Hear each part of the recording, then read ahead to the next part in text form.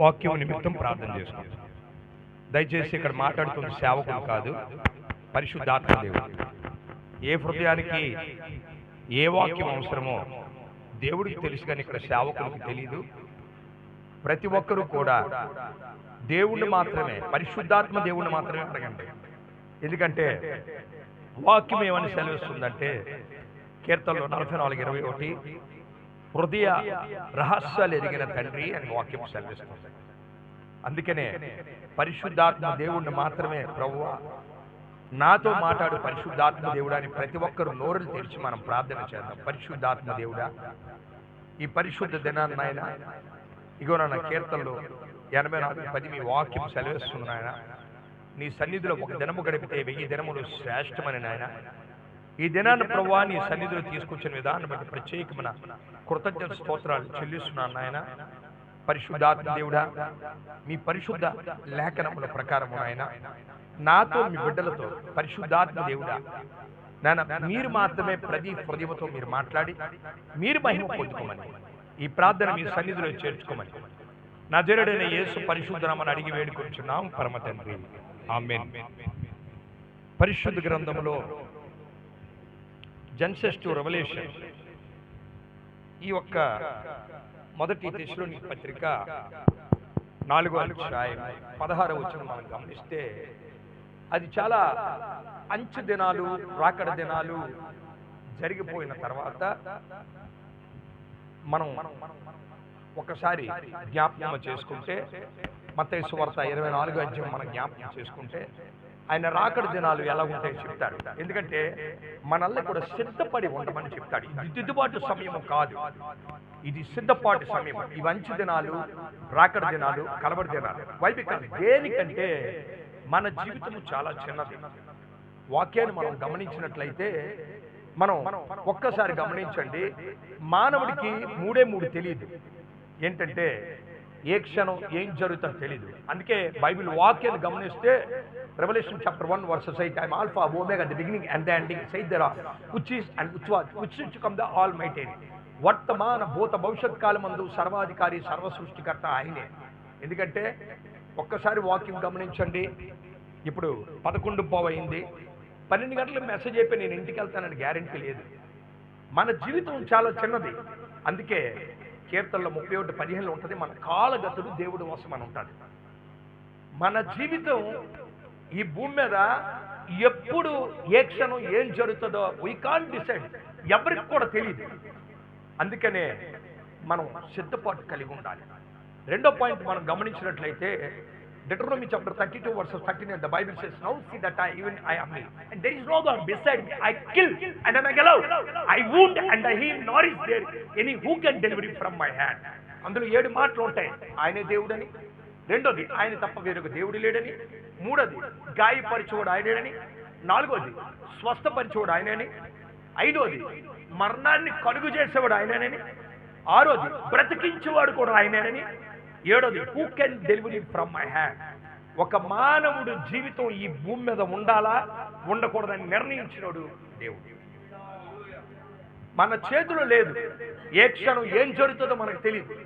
ఎప్పుడు మనం చనిపోతాం తెలియదు. డాక్టర్లు చచ్చిపోతాం అనుకున్న వాళ్ళు బతికిన వాళ్ళు ఉన్నారు, బతుకుతా ఉన్న వాళ్ళు చచ్చిపోయిన వాళ్ళు కూడా ఉన్నారు. కానీ ఆయన నిర్ణయిస్తే, అందుకే పరిశుద్ధ గ్రంథం గమనిస్తే ఒక ఆయన నా ప్రాణమా తినుము తాగుము సంచమని టునైట్ రమ్మని చెప్తాడు దేవుడు. హల్లెలూయా. వాక్యాన్ని చాలా జాగ్రత్త గమనించండి. ఏ క్షణం ఏం జరుగుతుందో తెలీదు, ఎప్పుడు మనం చనిపోతాం తెలీదు. మూడోది ఏంటంటే దేవుడు రాకడ ఎప్పుడు వస్తుందో తెలీదు. దట్ డే మనం ఎవ్వరు కూడా ఊహించడం, ఆయన రాకడ ఎప్పుడు వస్తుందో తెలీదు. అందుకనే బైబిల్ వాక్యాన్ని గమనిస్తే ఇది దిద్దుబాటు సమయము కాదు, సిద్ధపాటు సమయం. నువ్వు సిద్ధపడి ఉంటేనే ఆయన రాజ్యంలో సిద్ధపరుస్తాడు. హల్లెలూయా. నువ్వు సిద్ధపడి లేకపోతే ఆయన ఏం చేయలేడు. ఎందుకంటే మన జీవితానికి ఒక కొత్త జీవితాన్ని ఇచ్చాడు. ఎందుకంటే ఈ ప్రపంచంలో అందరూ జన్మిస్తారు, జీవిస్తారు, మరణిస్తారు. మనకు అది ఇవ్వలేదు. నువ్వు జన్మించిన one is born again, he cannot see the kingdom of God of water and the spirit, he cannot enter the kingdom of God. ఒకడు కొత్తగా జన్మిస్తే గాని పరలోక రాజ్యం చూడడు. అందుకే జన్మనిచ్చిన తల్లిదండ్రులు గొప్పోడు కాదు, జన్మించిన కొడుకు కూడా గొప్పోడు కాదు, వీళ్ళు ముగ్గురిని సృష్టించిన దేవుడు గొప్పోడు. హల్లెలూయా. అందుకనే వాక్యం గమనిస్తే మనకు ఒక కొత్త జీవితాన్ని దేవుడు ఇచ్చాడు. ఈ లోకంలో తల్లి గర్భంలో జన్మించిన నీకు కొత్తగా జన్మించి క్రీస్తులో జన్మించే భాగ్యాన్ని దయచేశాడు. హల్లెలూయా. Point number 1. రెండోది ఏంటంటే బైబిల్ వాక్యము మనం గమనిస్తే ఎప్పుడైతే క్రీస్తులో జన్మించావో, తల్లి గర్భంలో జన్మించినోడు గొప్పోడు కాదు, క్రీస్తులో జన్మించినోడు గొప్పోడు. అందుకే ఒక దినాన్న నికోదేముతో మాట్లాడతాడు. అయ్యా, ఆయన అంటాడు, నువ్వు కొత్తగా జన్మించాలంటే నికోదేము అంటాడు, అయ్యా మళ్ళా నేను తల్లి గర్భంలోకి వెళ్ళాలంటే నో, అది కాదు, నువ్వు మళ్ళీ ఏం చేయలేదు, నీటి మూలముగా ఆత్మ మూలముగా జన్మిస్తేనే నువ్వు పరలోక రాజ్యానికి వారసుడు అని చెప్తాడు. దేవుడికి స్తోత్రము కలుగును కాక, దేవుడికి మహిమ కలుగు. అట్ ద సేమ్ టైం మనం మూడోది మనం గమనించినే, నువ్వు జాగ్రత్తగా వాక్యాన్ని గమనిస్తే ఈ లోకంలో జీవించినోడు క్రీస్తుతో జీవించాలి. Romans chapter 8:14 Bible says, for as many as led by the Spirit of God these are sons of God. అంటే దేవుడు ఆత్మతో ఎవరైతే నడిపేవాడు వాళ్ళే దేవుడు కుమార్. నా తల్లి చచ్చిపోయింది సరోజిని, నా తండ్రి భాస్కర్ రావు చనిపోయాడు. ఒక సమయంలో నేను విశాఖపట్నంలో 4 police station rowdy sheet, 1 town, 2 town, 3 town transfers నాకు ఒక్కడికే. విశాఖపట్నంలో 1 టౌన్ ఎర్రనాయుడు తమ్ముడు ఓపెన్ చేశాడు, 2 టౌన్ టాస్క్ ఫోర్స్లో డిటి నాయక్, 2 టౌన్లో బొత్స సత్యబాబు, అలాగే నేను టాస్క్ ఫోర్స్లో డిటి నాయక్, అలాగే 3 టౌన్లో ఒక అయ్యన్న పాత్రుడిని ఒక ఎస్పీ గారు బాంబర్ని ఓపెన్ చేశాడు. అలాంటి జీవితం నాకు. నా ఇంట్లోనే 33 కోట్లు పొడిపించి ఒక సస్పెండ్ అయిపోయిన కానిస్టేబుల్ చంపేశాను. నాకు 2004లో పోలీసులు ఎన్కౌంటర్ చేస్తారంటే విశాఖపట్నం వదిలి పారిపోయారు. ఒక సమయంలో తల్లి చనిపోయి, తండ్రి చనిపోయి, అన్ని చనిపోయి, భార్య బిడ్డలు అందరూ వదిలి చనిపోయారు. నేను ఒక్కడే అయిపోయాను. నేను విగ్రహారాధన చేసేవాడిని. పుట్టి క్రైస్తవుడన్న వినాయక చవితి పూజలు, దసరా పూజలు నేను చేసేవాడిని. నామకార్థ క్రైస్తవుడిగా ఉండేవాడిని. ఒక దినాన్న నేను పోలీసులు చంపుతారని, రౌడీలు చంపుతారు, నేనే చనిపోదాం అనుకున్నప్పుడు, అప్పుడు తల్లిదండ్రులు లేరు, అన్నదమ్ములు లేరు, నేను పూజించిన విగ్రహాలు లేవు, ఏమీ లేవు. ఒక పాస్టర్కి అయితే కత్తితో ఒళ్ళంతా కోసారు. 7 బుర్రపగలు కొట్టిన కేసులు, 3 మర్డర్ కేసులు ప్రధాన పాత్ర పోషించారు. అంత భయంకరమైన జీవితం. ఎప్పుడు చూసినా కోర్టులో, పోలీస్ స్టేషన్లో, జైల్లో ఉంటుండేవాడిని. ఎప్పుడు ఏ జీవితం నాది ఎలాగవుతుందో తెలియదు. అలాంటి భయంకరమైన జీవితం. తల్లిని కొట్టి, తండ్రిని కొట్టి, భార్యని కొట్టి, బిడ్డలు కొట్టి, నా జీవితం నేను తలంచుకుంటే ఇలాగ అయ్యానా నాకే తెలియదు. అది దేవుడు చేసింది కానీ నేను చేయలేదు. ఆయన గొప్ప. నీ మారిపోయిన నేను గొప్పవాడు కాదు, నన్ను మార్చిన నా దేవుడు గొప్పవాడు. వాక్యాన్ని చాలా జాగ్రత్తగా. అలాంటి జీవితంలో ఉన్న నేను, అలాంటి జీవితంలో నేను ఎప్పుడు కోర్టులో, పోలీస్ స్టేషన్లో, జైల్లో ఉన్న నేను, ఒక కిరాయి గుండగా, రౌడీ షీటర్గా, గ్యాంగ్ లీడర్గా ఇక్కడే విశాఖపట్నం జిల్లాలో నేను ఎస్ఎస్ఎల్ చైర్మన్ కింద ఉన్నప్పుడు నేను పొలిటికల్ లీడర్గా ఉన్నాను, విద్యార్థిగా ఉన్నాను, బాక్సర్గా ఉన్నాను, రౌడీ షీటర్ ఉన్నాను. అలాంటి జీవితం నాకు. తల్లిదండ్రులు ఇద్దరు గడిట్ ఆఫీసర్లు. నా తల్లి కింగ్ జార్జ్ హాస్పిటల్లో సూపరింటెండెంట్, నా తండ్రి డాక్టర్లో సూపరింటెండెంట్, లా చదువుకున్నా. నా అన్నయ్యేమో సాఫ్ట్వేర్ ఇంజనీర్, నా తమ్ముడేమో యూకేలో. అంత మంచి కుటుంబంలో పుట్టి విశాఖపట్నంలో భయంకర రౌడీ షీటర్. అలాంటిది నేను చనిపోదాం అనుకున్నప్పుడు తల్లి లేదు, తండ్రి లేరు, అన్నదమ్ములు లేరు, బంధుమిత్రులు లేరు, నాకు ఎవ్వరూ లేరు. అప్పుడు నన్ను రక్షించింది నా ప్రభువైన యేసుక్రీస్తు ఒక్కడే. హల్లెలూయా. పోలీసుల చేతిలో పన్నవలేదు, రౌడీల చేతిలో పన్నవలేదు, నన్ను చచ్చిపోనివ్వలేదు. వై? బికాస్ దేనికంటే తల్లి గర్భంలో రూపింపక పడక మునిపే దేవుడు నన్ను ఎంచుకున్నాడు. దేవుడికి స్తోత్రం కలుగును గాక. అందుకనే వాక్యాన్ని గమనిస్తే ఏ క్షణం ఏం జరుగుతుందో తెలియదు, ఎప్పుడు మనం చనిపోతాం తెలియదు, ఎప్పుడు దేవుడు రాకడ వస్తుందో తెలియదు. మనకిచ్చిన ధన్యత ఏంటో తెలుసా? మనము తల్లి గర్భంలో జన్మించిన నీకు క్రీస్తులో జన్మించే భాగ్యాన్ని తెలిసేశాడు. ఈ లోకంలో జీవించకుండా క్రీస్తులో జీవించే భాగ్యాన్ని తీశాడు. అలాగే ఈ లోకంలో చనిపోకుండా బైబిల్ వాక్యం ఈరోజు అదే. మొదటి తెస్సలోనికీ పత్రిక 4:16 in dead in Christ will rise first. నువ్వు క్రీస్తులో చనిపోతే ఆయన రాకడలో మొట్టమొదటి నువ్వే లెగుస్తావు. హల్లెలూయా. ఆయన రాకడలో మొట్టమొదటి. ఎందుకంటే అందుకే దేవుడు వాక్యాన్ని గమనిస్తే ఆయన మధ్యాకాశానికి వచ్చినప్పుడు, ఈ ప్రపంచంలో, ఈ సృష్టిలో 3 ఆకాశాలు ఉంటాయి. ఎన్ని ఆకాశాలు? 3 ఆకాశాలు. మత్తయి సువార్త 6వ అధ్యాయంలో పక్షులు తిరిగే ఆకాశం మొదటి ఆకాశం. అలాగే కీర్తనలు 19వ అధ్యాయంలో సూర్యచంద్ర నక్షత్రాలు 2వ ఆకాశం. 3వ ఆకాశం యెషయా 6, ప్రకటన గ్రంథం 1వ అధ్యాయం, ఎహెచ్కేలు 1వ అధ్యాయం. పరలోక సింహాసనం మీద ఆయన పరిశుద్ధుడు పరిశుద్ధుడు, కోట్లాది దూతలను, దేవదూతలు పరిశుద్ధుడు పరిశుద్ధ గాన స్తుతిగానాలతో కొనయాడబడుతున్న దేవుడు. ఆయన పక్కన కుడిపార్శ్వమున తండ్రి కుడిపార్శ్వం విజ్ఞాపన చేస్తున్న ప్రభువైన యేసుక్రీస్తు. అలాగే 24 పెద్దలు, 4 జీవులు, కెరూబుల మీద ఆసీనుడు దేవుడు, సెరేబుల మీద ఆసీనుడు దేవుడు, ఇశ్రాయేలు గోత్రాల మీద ఆసీనుడు దేవుడు. ఆయన అక్కడున్న ప్రభువైన యేసుక్రీస్తు మనకు ఒక్క విజ్ఞాపన చేస్తున్న దేవుడు. ఆయన మధ్యాకాశానికి వస్తాడు. ఆయన మధ్యాకాశానికి వస్తాడు. గమనించండి ఒక్క మాట, ప్రధాన దూతలు అందరూ కూడా అక్కడ విడిచి మధ్యాకాశం వస్తుంది. దేనికంటే ఎవరైతే క్రీస్తులో జన్మించారో, ఎవరైతే క్రీస్తులో జీవించారో, ఎవరైతే క్రీస్తులో చనిపోతారో వాళ్ళు మాత్రమే, అందరినీ కాదు. వాక్యాన్ని జాగ్రత్త గమనించండి. అందుకే యాకోబు 1:22 ఏంటంటే వాక్యం వినినట్లు కాదు, వాక్యాన్ని అనుసరించని. ప్రార్థన చేసినోడు గొప్పోడు కాదు, వాక్యాన్ని చదివినోడు గొప్పోడు కాదు. You should walk with Jesus. వాక్యాన్ని అనుసరించి జీవించినోడు గొప్పోడు. హల్లెలూయా. నువ్వు ఎన్ని గంటలు ప్రార్థన చేసినా, ఎన్ని గంటలు నువ్వు మోకాలేసి ప్రార్థన చేసినా, ఆ యొక్క ఎన్ని గంటలు బైబిల్ చదివినా, ఈ రెండింటికి సమపాలుగా ఉండాలంటే నువ్వు వాక్యాన్ని అనుసరించి జీవించాలి. దేవుడికి స్తోత్రం కలుగును. ఎందుకంటే ఈ లోకంలో in the world you will have troubles, but take heart, I have overcome the world. John chapter 16:33. వాక్యం ఏమని సెలవుస్తుందంటే ఈ లోకంలో శ్రమ, ఆయన ధైర్యం తెచ్చుకోండి. ఎందుకంటే లోకాన్ని, పాపాన్ని, శాపాన్ని, మరణాన్ని, అపవాదిని నా ప్రభువైన యేసుక్రీస్తు ఒక్కడే జయించాడు. అందుకే ఆయనకు పుట్టుక లేదు, మరణం లేదు, పాపం లేదు, వివాహం లేదు. ఆయన జీవం గల దేవుడు, పుట్టించేవాడే కానీ ఆయనకు పుట్టుక లేదు. మరణాన్ని కలుగు చేసేవాడనే మరణం లేదు. అలాగే వాక్యాన్ని గమనిస్తే ఆయన లోకాన్ని, పాపాన్ని, శాపాన్ని, మరణాన్ని, అపవాదిని జయించాడు.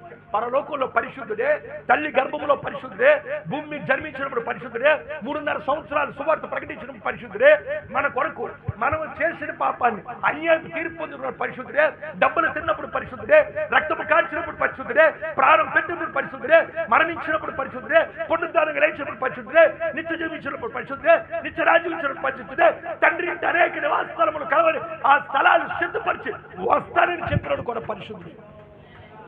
దేవుడికి స్తోత్రము కలుగును గాక, దేవుడికి మహిమ కలుగును గాక. వాక్యాన్ని చాలా జాగ్రత్తగా గమనించండి. ఈరోజు ఏ క్షణం ఏం జరుగుతుందో తెలీదు, ఎప్పుడు మనం చనిపోతాం తెలీదు, ఎప్పుడు దేవుడు రాకడ వస్తో తెలీదు. మనము క్రీస్తులో జన్మించేటట్లు, క్రీస్తులో జీవించేటట్లు, క్రీస్తులో మృతులైనట్లు మనకు చేశాడు. కానీ ఈరోజు చాలా జాగ్రత్తగా ఉండాలి. ఇది దిద్దుబాటు సమయము కాదు, ఇది సిద్ధపాటు సమయము కాదు, ఇది సిద్ధపాటు సమయము. ఎందుకంటే బైబిల్ వాక్యం గమనిస్తే ప్రకటన 3:16లో నువ్వు వేడి నీళ్ళుగా ఉండు, చల్లనీళ్ళుగా నువ్వు నులివెచ్చని నీళ్ళుగా ఉండొద్దని చెప్పాడు దేవుడు. ఎందుకంటే సంఘంలో ఒకలాగా, బయట ఒకలాగా, ఇంట్లో ఒకలాగా చాలా మంది జీవితాలు అలా ఉంటాయంటే రహస్యమందు తండ్రి, మత్తయి సువార్త 6వ అధ్యాయం చూస్తే రహస్యమందు నీ తండ్రి చూస్తుంటాడు. కాబట్టి రహస్యమందు దేవుడి దగ్గర నువ్వు తెలిపేసుకుని నీ గదిలో రహస్యంగా ప్రార్థన చేసుకో. ఆడు ప్రార్థన చేసుకుంటున్నాడో లేకపోతే సెల్ల తీసి వాట్సాప్లు, ఇంటర్నెట్లో, ఫేస్బుక్లు అందులో పాపం చూస్తున్నాడు. వీ కాంట్, మనకెవరికి తెలీదు. కొందరు 3 రకాలుగా జీవిస్తారు. ఆ యొక్క రహస్యంగా ఒకలాగా ఉంటారు, కుటుంబంలో ఒకలా ఉంటారు, లోకంలో ఒకలాగా ఉంటారు. దేవుడి దగ్గర ఎప్పుడు నువ్వు ఒకేలాగా జీవించాలి. హల్లెలూయా.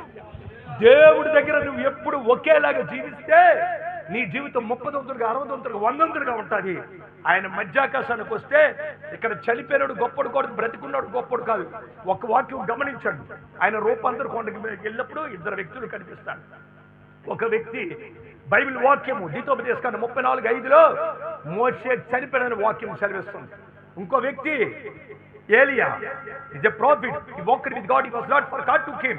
2 వ్యక్తులు ఆయన రూపాంతరం కొండ మీద వచ్చినప్పుడు 2 వ్యక్తులు కనిపిస్తారు. ఒకరు ఆ యొక్క మోషే, చనిపోయిన మోషే కనిపిస్తాడు, బ్రతుకున్న ఏలియా కనిపిస్తాడు. ఇద్దరిలో ఎవరు కూడా గొప్పోడు కాదు. చనిపోయినోడు గొప్పోడు కాదు, బ్రతుకున్నోడు గొప్పోడు కాదు. ఈ లోకంలో క్రీస్తుతో ఉన్నాడు గొప్పోడు. హల్లెలూయా. నువ్వు క్రీస్తులో ఉంటే చనిపోతే నువ్వు దేవుడి దగ్గర ఉంటావు, బ్రతుకుంటే ఈ భూమి మీద ఉంటావు, లేకపోతే నిత్యగిరికి వెళ్ళిపోతావు. దేవుడికి స్తోత్రము కలుగును గాక, దేవుడికి మహిమ. అందుకనే నామకర్త క్రైస్తవ జీవితం మనం జీవించకూడదు. మనం జీవించినప్పుడు ఎప్పుడు కూడా దేవుడితో పాటు జీవించాలి. వాక్యమును గమనిస్తే దావీదు కీర్తనాకారుడు, ప్రార్థనాపరుడు, ఆయన హృదయానుసారుడు, 3 బిరుదులు ఇచ్చాడు, నా సేవకుడు అన్నాడు. కానీ ఒక సమయంలో ఆ యొక్క దావీదు రాజులు యుద్ధకెళ్తున్న సమయంలో, వసంతకాల సమయంలో మేడ మీద ఎక్కాడు. వాక్యాన్ని చాలా జాగ్రత్తగా గమనించాడు. మేడ మీద ఎక్కి ఇక్కడ ఒక స్త్రీని నగ్నముగా స్నానం చేయడం చూశాడు. తప్పు లేదు. సిగరెట్, మందు, వ్యభిచారం, జూదం, వాట్సాప్లు, ఇంటర్నెట్లు, ఫేస్బుక్లు చూడడం తప్పులేదు. కానీ పాపం చేయడం అనేది తప్పు. పాపం చేయడం ఒక సమయంలో చూశాడు. కానీ వచ్చి ఆయన చేయవలసిన పని ఏంటంటే, దేవుడు ఆయన గురించి ఏం చెప్పాడంటే, కీర్తనకారుడిని రోజుకి 7 మార్లు ప్రార్థన చేస్తాను వాక్యం ఉంటుంది. అలాగే కీర్తనకారుడు, హృదయానుసారుడు, ప్రార్థనాపరుడు ఆయన గదిలోకి వచ్చి మత్తయి సువార్త 5:28 ఏమని వాక్యం సెలవిస్తుందంటే, మోహపు చూపులు చూసిన పాపం అని వాక్యం సెలవిస్తుంది. ఆయన వచ్చి ప్రభువా చూడరాంది నేను చూశాను, ఆయన నా పాపాన్ని క్షమించండి, అక్కడితో ఆ పాపాన్ని దేవుడు తీసేస్తాడు. కానీ దావీదు ఏం చేశాడు తెలుసా? అందుకే ఈరోజు వాక్యాన్ని చాలా జాగ్రత్తగా గమనించండి.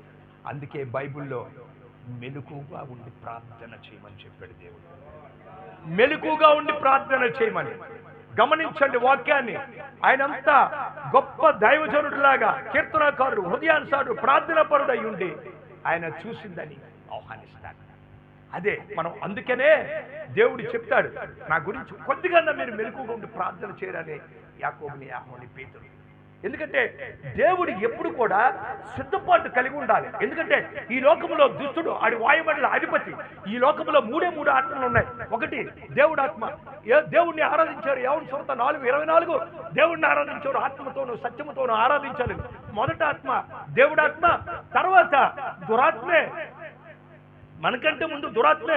దేవుడి సన్నిధిలో ఆయన్ని ఎప్పుడు కూడా పరిశుద్ధుడు గాన స్తుతిగానాలు కొనియాడబడుతున్న ఆ దేవదూతల్లో ప్రధాన లూసిఫర్ ఎప్పుడైతే ఆయనతో సమానుడు అనుకుందో, ఎందుకంటే మన దేవుడు 3 అయి ఉన్నాడు.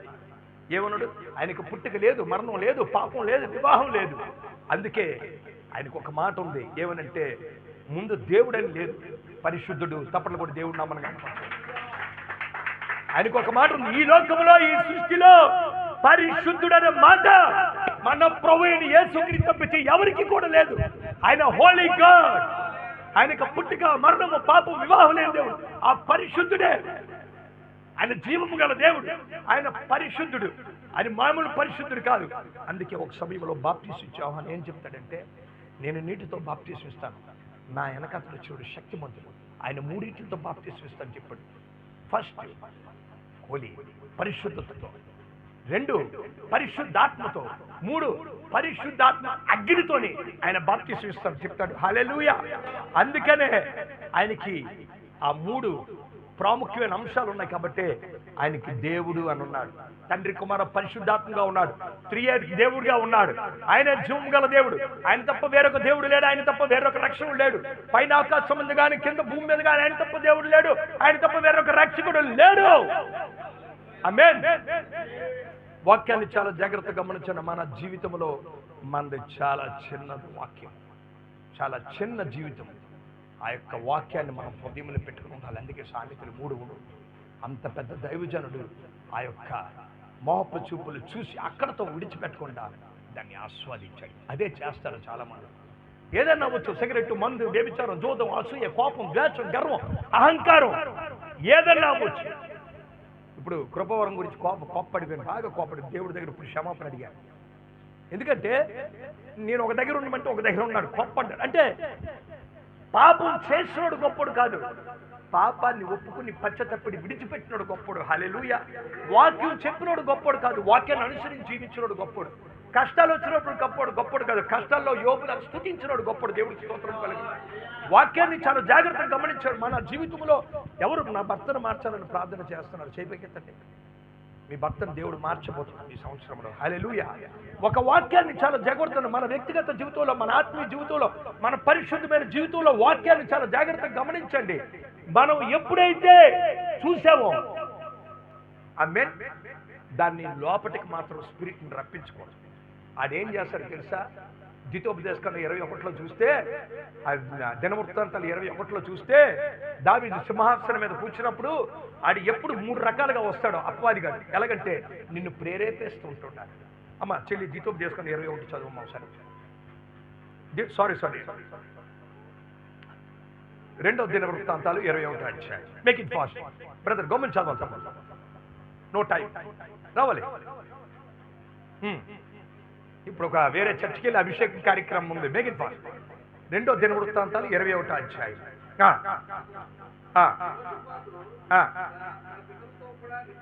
ఒకటి వచ్చారు 21 దినవృత్తాంతాలు. Sorry by mistake. 21వ అధ్యాయం చెల్లి, దినవృత్తాలు, మొదటి దినవృత్తాంతాలు 21వ అధ్యాయం చదవాలి. గమనించండి ఒక వాక్యాన్ని. తర్వాత సాతాను ఇజ్రాయెలుకు విరోధముగా లేచి ఇజ్రాయేలును లెక్కించుటకు, ఆమేన్, ఆడు ఏం చేస్తుంటాడు తెలుసా? నీ పక్కన చాలా జాగ్రత్త, ప్లీజ్ చూడాలి వాక్యాన్ని. ఎప్పుడైతే నువ్వు దేవుడి సన్నిధిలో నువ్వు పరిశుద్ధంగా ఉండాలని తీర్మానం తీసుకుని ఎప్పుడైతే ఉంటావో, ఆడు ఏం చేస్తాడంటే ప్రేరేపిస్తూ ఉంటాడు. సిగరెట్, మందు, వ్యభిచారం, జోదం, అసూయ, కోపము, ద్వేషము, గర్వము, అహంకారము చేయమనే చెప్తూ ఉంటాడు. ప్రేరేపించినప్పుడు దావీదు ఎవరిని కూడా సైన్యాన్ని లెక్క పెట్టకూడదు, కానీ లెక్క పెట్టి శాపాన్ని, పాపాన్ని, మరణాన్ని తెచ్చుకున్నాడు. వాక్యాన్ని చాలా జాగ్రత్తగా గమనించండి. ఎప్పుడైతే అది లోపలికి పిలుచుకున్నాడో వెంటనే ఒక వ్యక్తిని పిలిచి ఆమె ఎవరని తెలిసి పిలిపించి ఆమెతో వ్యభిచారం చేశాడు. అంటే దేవుడిచ్చిన పదార్థంలో తప్పిపోతున్నాడు. అంటే సిద్ధపాటు లేడు, మెలకుగా లేడు, సిద్ధపాటు కలిగి లేడు. ఎవరికి అవకాశం ఇచ్చాడు? అపవాదికి అవకాశం ఇచ్చాడు. నువ్వు ప్రార్థన చేసి పరిశుద్ధంగా ఉంటే, తమ్ముడు ఒక మాట, చక్కటి మాట చెప్పాడు. దేవుడు ఏం చెప్పాడు? 1 పేతురు 1:14 ఆయన పరిశుద్ధుడు కాబట్టి మనం పరిశుద్ధంగా ఉండాలని దేవుడికి స్తోత్రం కలుగును గాక. అందుకే వాక్యాన్ని గమనిస్తే యెహోవా సువార్త 8:46 దేవుడు ఒక అద్భుతమైన చెప్తాడు. నాలో పాపం ఉందని మీరు ఎవరైనా ఛాలెంజ్ చేసి చెప్పగలరా అంటాడు. హల్లెలూయా. ఆయన పరలోకంలో పరిశుద్ధుడే, ఈ లోకంలో పరిశుద్ధుడే, జీవం గల దేవుడు. స్తోత్రం కలుగును గాక, దేవుడికి మహిమ కలుగును గాక. వాక్యాన్ని చాలా జాగ్రత్తగా గమనించండి. ప్రేరేపించినప్పుడు మన జీవితంలో ఎప్పుడు కూడా పడిపోకూడదు. మన ఆత్మీయ జీవితాన్ని, మన పరిశుద్ధమైన జీవితాన్ని, మన వ్యక్తిగత జీవితాన్ని, మన పవిత్రమైన జీవితాన్ని మనల్ని మనం కాపాడుకోవాలి. అందుకే 1:5:18 ఉంటుంది, మన జీవితంలో నువ్వు ఒకసారి నీటి మూలముగా పుడితే తను తాను భద్రము చేసుకుంటాడు కాబట్టి దుష్టుడు ముట్టడని 1:18 చదవండి. No time. అందుకనే అపవాది ప్రేరించిన బహు జాగ్రత్తగా ఉండాలి. చూశాడు, కబురు పెట్టాడు, ఆమెతో వ్యభిచారం చేశాడు, 1వ పాపం.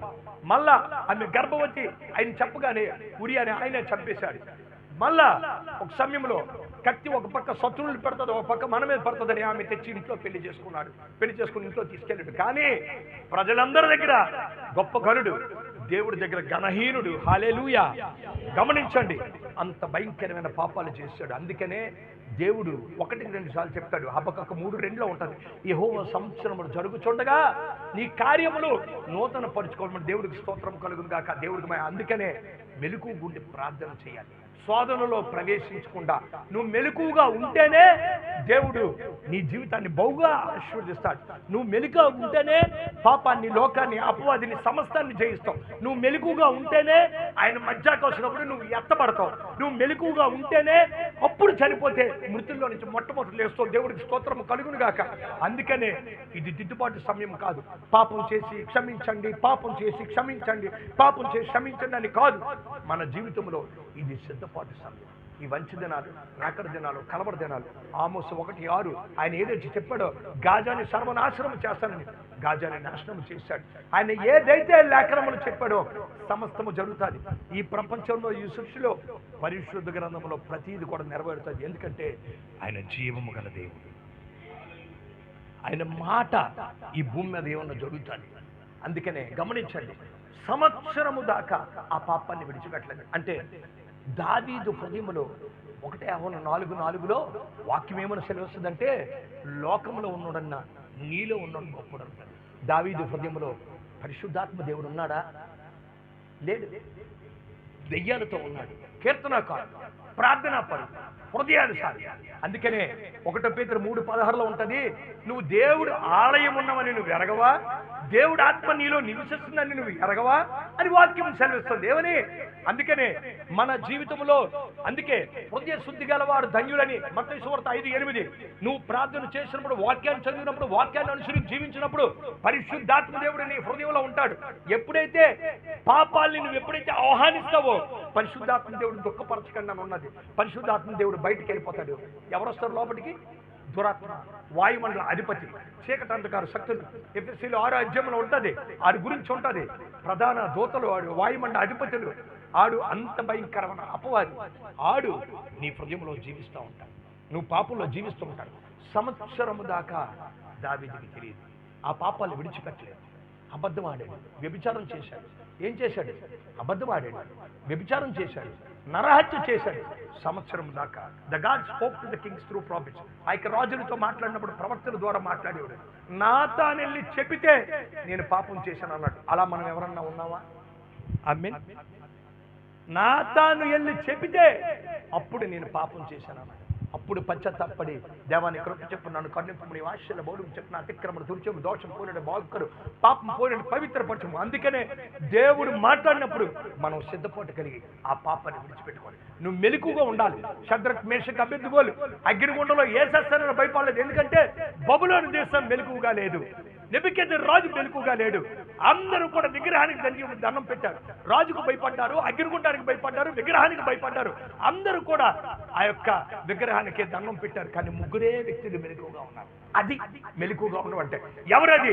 షద్రక్ మేషక్ అబేద్నెగోలు. అది మెలకుగా ఉన్నారు. అది మెలకుగా ఉండడం అంటే. భయపడలేదు, రాజుకు భయపడలేదు, జీతం ఇచ్చిన రాజుకు భయపడలేదు, నిత్యజీవం ఇచ్చిన నా యేసయ్యకు భయపడ్డారు. హల్లెలూయా. అలాగే బబులోను దేశానికి భయపడ్డారు, తండ్రి వాద్యాలకు భయపడలేదు, అగ్నిగుండానికి భయపడలేదు, విగ్రహానికి భయపడలేదు, జీవం గల దేవుడికి భయపడ్డాడు. అందుకనే తన ప్రాణాన్ని కాపాడుకుంటే పోగొట్టుకుంటాడు. దేవుడి కొరకు ప్రాణం పోగొట్టుకుంటే అది మళ్ళీ దేవుడు తిరిగి ఇస్తాడట. దేవుడికి స్తోత్రం కలుగును గాక. అందుకే వాక్యాన్ని గమనిస్తే వాళ్ళు ముగ్గురే మెలకుగా ఉన్నారు. అందుకనే యెషయా 42 అధ్యాయం మనం చూస్తే నువ్వు అగ్ని జ్వాలలో నడిచినా నీకు హాని కలగదన్నాడు.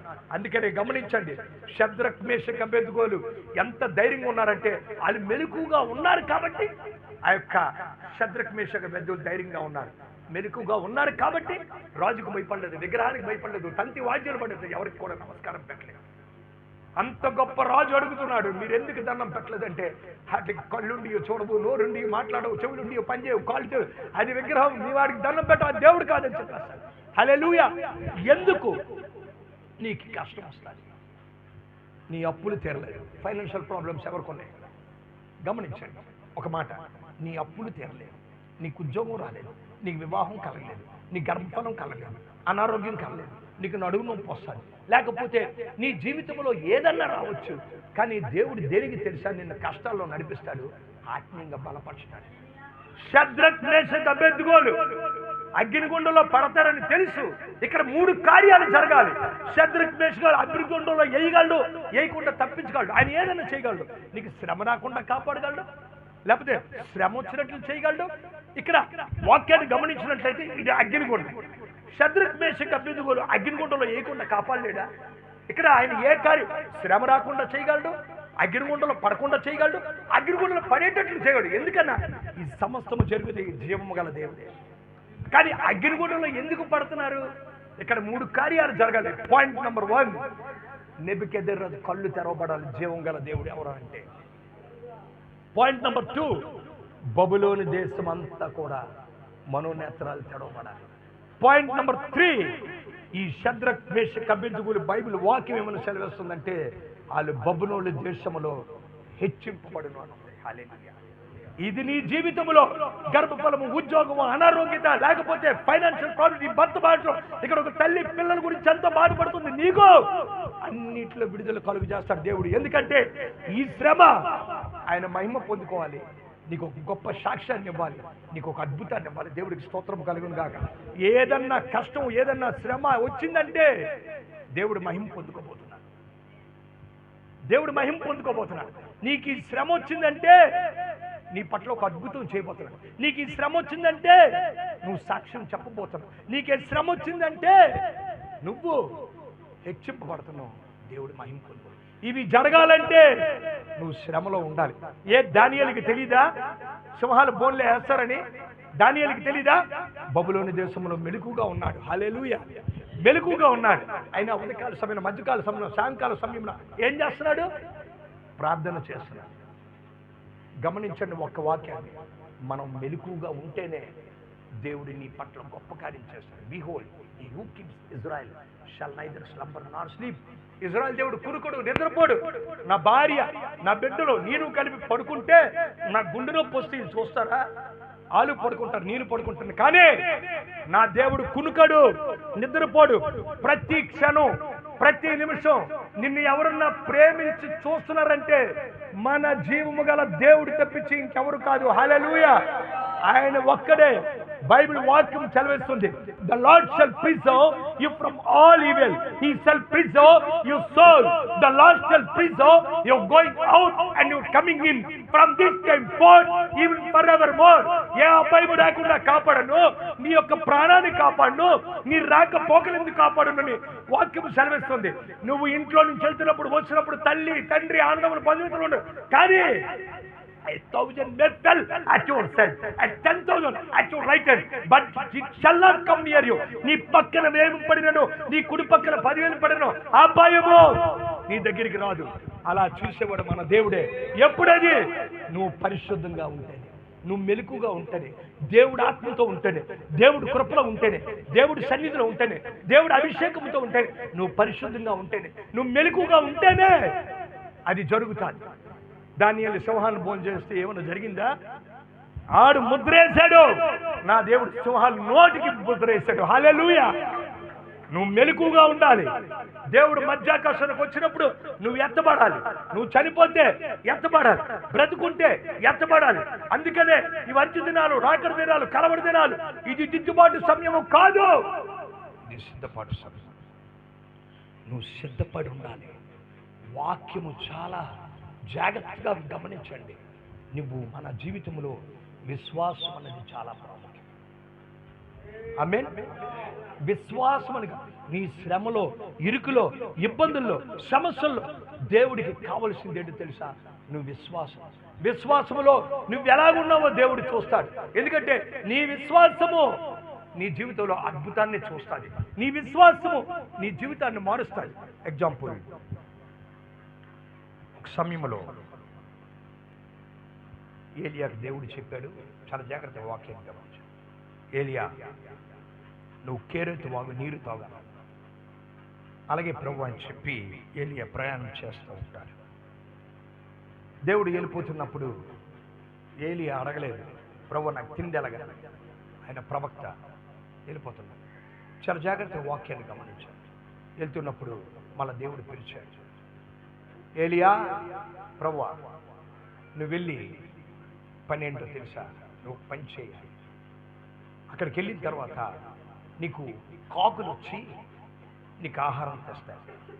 నీకు రొట్టెని, మాంసాన్ని ఉదయకాల సమయంలో, మధ్యకాల సమయంలో, సాయంకాలం తెస్తాయని చెప్పి మాట ఇచ్చాడు.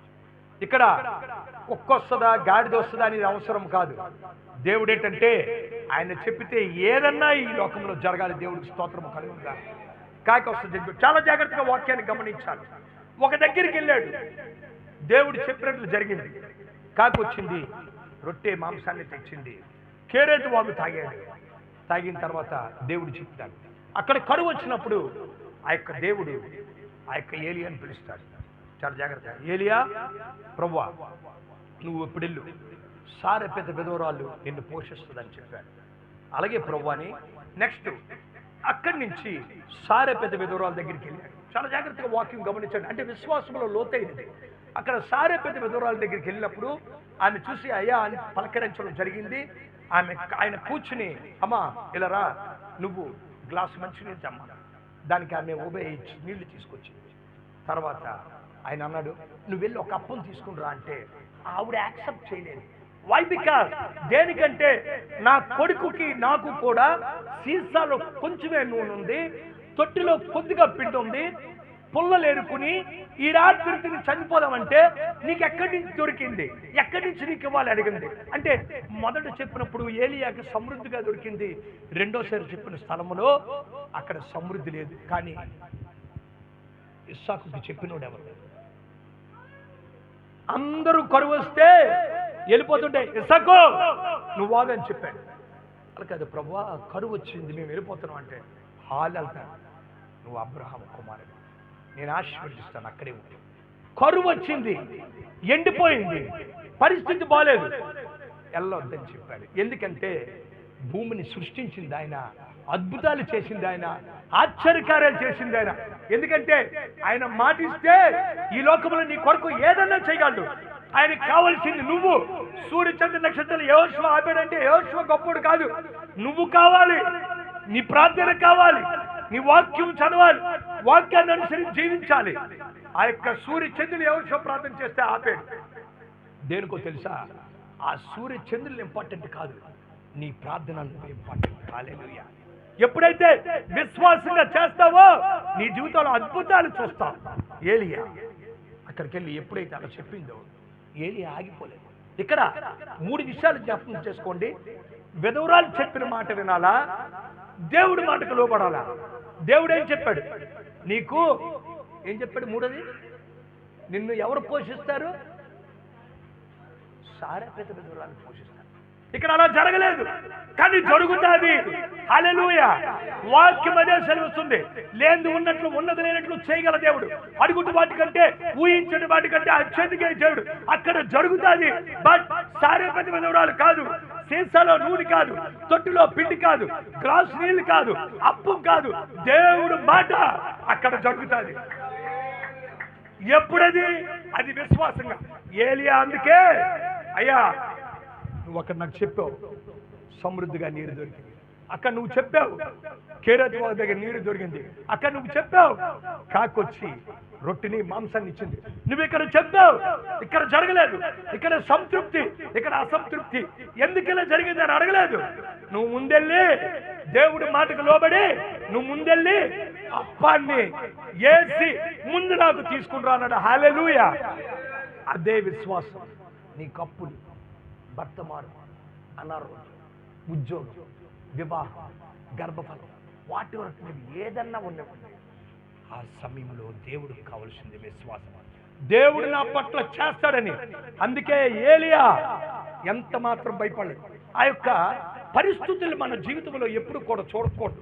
తూర్పు, పడమర, ఉత్తర, దక్షిణ పరిస్థితులు చూడకూడదు. ఎందుకంటే నువ్వు ఎప్పుడైతే కష్టాన్ని చూసావో దేవుణ్ణి చూడలేవు. నువ్వు దేవుణ్ణి చూస్తే కష్టాన్ని చూడలేవు. హల్లెలూయా.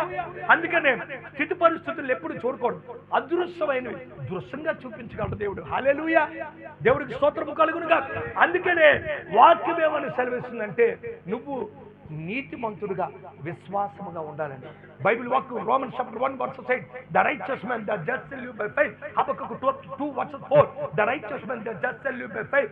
At the same time Galatians chapter 3 verses 11, the righteous man that just shall live by faith. Hebrews chapter 10 verses 38, the righteous man that just shall live by faith. Why? Because అక్కడ ఏమన్నా తెలుసా? నీతిమంతుడు విశ్వాసముగా జీవించు. ఎందుకు నీతిమంతుడు విశ్వాసంగా జీవిస్తాడు తెలుసా? 1 పేతురు 3:12. మేక్ ఇట్ ఫాస్ట్, టైం అయిపోయింది. వేరే చర్చికి వెళ్ళాలి అభిషేకానికి. 1 పేతురు 3:15. 1 పేతురు 3:12. Make it fast. ప్రభు కన్నులు నీతిమంతుల మీదను, ఆయన చెవులు వారి ప్రార్థనల వైపును ఉన్నవు గాని ప్రభు ముఖము, అంటే ఈ లోకములో బాప్తిసం పొందుకుని రక్షణ పొందుకుని అందరి మీద లేదు. దేవుడు కళ్ళు ఎవరి మీద ఉన్నాయంటే నీతిమంతుడు. బికాస్ నీతిమంతుడు అంటే ఏంటి?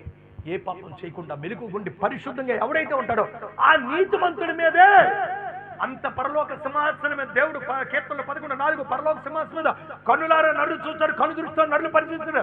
ఆ దేవుడే, ఆ పరలోక సింహాసనం దేవుడే నీతిమంతుల్ని పైనుంచి అందరినీ కాదు, బాప్తిసం పొందుకున్న వాళ్ళు కాదు, రక్షణ పొందుకున్న వాళ్ళు కాదు, రక్షణ మార్గంలో జీవించిన వాళ్ళు మాత్రమే చూస్తుంది. హల్లెలూయా.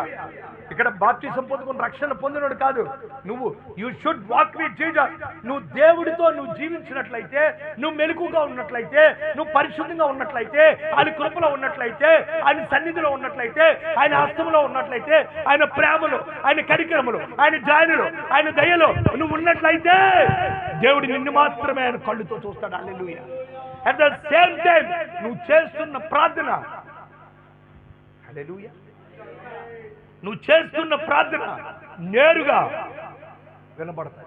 Point number 2, point number 3, at the same time నీ యొక్క ప్రార్థనకి ప్రత్యుత్తరం ఇస్తాడు, జవాబు ఇస్తాడు. హల్లెలూయా. ఈ 3 జరగాలంటే నువ్వు సిద్ధపాటు కలిగి ఉండాలి. ఈ 3 జరగాలంటే you should walk with Jesus. ఈ 3 జరగాలంటే 1 యాకోబు 22 ప్రకారము నువ్వేం చేయాలి? వాక్యాన్ని అనుసరించి జీవించిన వాళ్ళగా ఉండాలి. 1 Yohana 1:22. Make it fast. ఒకటో యోహాను 1 యాకోబు 1 యాకోబు 1:22 యాకోబు 1:22 చదవాలి. మీరు వినువారు మాత్రమై ఉండి మిమ్మల్ని మీరు మోసపుచ్చుకోకుండా వాక్య ప్రకారము ప్రవర్తించిన వారే ఉండి. దేవుడికి స్తోత్రం కలుగునుగాక, దేవుడికి మహిమ కలుగునుగాక. వాక్యాన్ని అప్పుడే వాక్య ప్రకారం ఎప్పుడైతే నువ్వు ఉంటావో అప్పుడే దేవుడి నీ పాట చూస్తాడు, అప్పటికే దేవుడు నీకు జవాబు కలుగు చేస్తాడు. అందుకనే నువ్వు విశ్వాసంగా ఉండాలి. అందుకనే నువ్వు విశ్వాసంగా ఉంటేనే నువ్వు ఎత్తబడతావు, విశ్వాసంగా ఉంటేనే నువ్వు లేపబడతావు. అందుకనే ఈరోజు చివరిగా 3 మాటలు గమనించండి. ఒక్క మాట, ప్రార్థన చేయడం ఎంత ఇంపార్టెంటో, అట్ ద సేమ్ టైం వాక్యం చదవడం ఎంత ఇంపార్టెంటో, ఆ రెండిట్లకి సమపాలుగా ఉండాలంటే నువ్వు వాక్యాన్ని అనుసరించి జీవించాలి. నువ్వు వాక్యాన్ని అనుసరించి జీవించినప్పుడే నువ్వు సిద్ధపాటు కలిగి ఉంటావు. వాక్యాన్ని అనుసరించి జీవించినప్పుడే నువ్వు మెలకుగా ఉంటావు. వాక్యాన్ని అనుసరించి జీవించినట్లే నువ్వు దేవుడిగా ఉంటావు. వాక్యాన్ని అనుసరించి జీవించినట్లయితే దేవుడు కృపలో ఉంటావు. వాక్యాన్ని అనుసరించి జీవిస్తే ఎప్పుడు ఒకేలాగా ఉంటావు. వాక్యాన్ని అనుసరించి జీవిస్తే ఆయన కృప, ఆయన హస్తము, ఆయన అభిషేకము, ఆయన ఆశీర్వాదం, ఆయన దీవెనలు సమస్తము నీ మీదే ఉంటాయి. అందరూ కూడా పైకి లేచి ప్రార్థన చేసుకుందాం. ప్రభువా, ఈరోజు నాతో మాట్లాడవు నాయన, ఈరోజు నా హృదయంతో మాట్లాడవు నాయన అని ప్రతి ఒక్కరు కూడా ప్రార్థన చేసుకుందాం. వైవిక, ఎందుకంటే జీవము గల దేవుడు మన మధ్యలో ఉన్నాడు. నీ పట్ల అద్భుత ఆశ్చర్యకార్యాలు చేస్తున్నాడు. వాక్యం ఏమని సెలవిస్తుందంటే, చిన్న సంగమా పరలోక రాజ్యము నీదే ఉన్నదని వాక్యం సెలవిస్తుంది.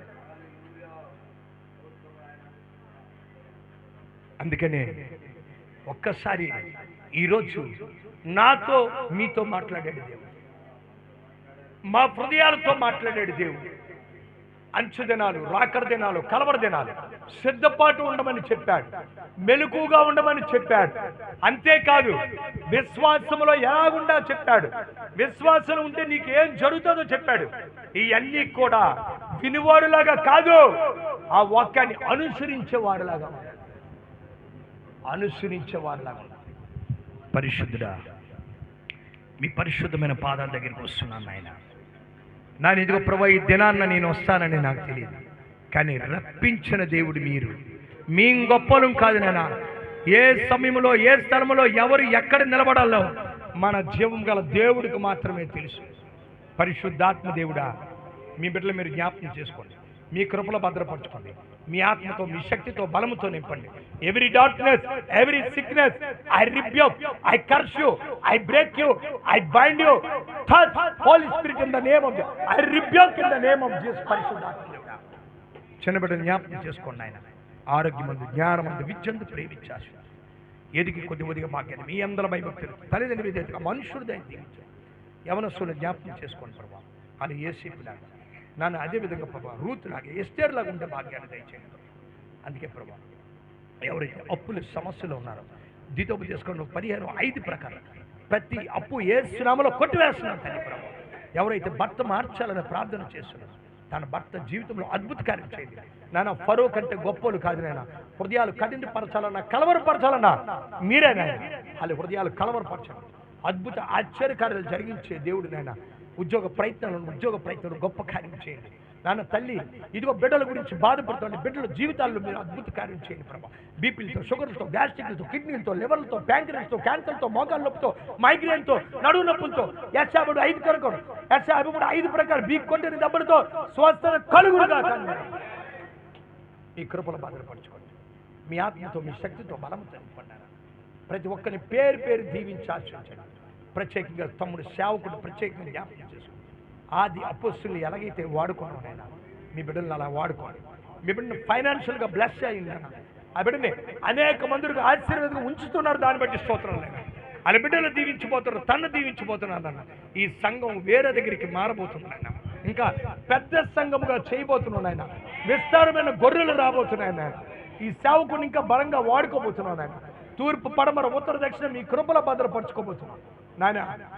మీ అభిషేకముతో మీ సేవకుని నింపమని, వాళ్ళ బిడ్డలు చెల్లిని మీరు కృపల భద్రపరచుకోమని నాన్న ప్రతి ఒక్క సమస్య నుంచి విడుదల కలిగే సంఘాన్ని దీవించి ఆశీర్వదించు. సేవకుడు కృపావరన్ కూడా తన భార్య బిడ్డలు కృపావరన్ కూడా దీవించమని నన్ను కూడా జ్ఞాపకం చేసుకోండి. ఈరోజు ప్రభా జీసస్ కల్వరీ గాస్పుల్ మినిస్టర్ అభిషేకం పొందుకున్న సేవకుడు కూడా మీరు జ్ఞాపకం చేసుకోండి. మీ కృపలో భద్రపరచుకోండి. ఈ ప్రార్థన మీ సన్నిధిలో చేర్చుకోండి. వెత్తబడే వాక్యాన్ని ఫలించలాగా మీ కృప తెచ్చుకోండి. జక్క ఇంట్లో మీరు అలాగైతే అడుగు పెట్టారు, ఈరోజు ఆ వాక్యం ద్వారా మా హృదయంలో అడుగు పెట్టమని ఈ ప్రార్థన మీ సన్నిధిలో చేర్చుకోమని, ఘనత మహిమ ప్రభావాలు మిమ్మల్ని పొందుకోమని నా జరేడిన యేసు పరిశుద్ధమును అడిగి బ్రతులాడి వేడుకొంచున్నాను పరమ తండ్రి. ఆమేన్. Thank you Lord. Thank you Jesus. Thank you Holy spirit.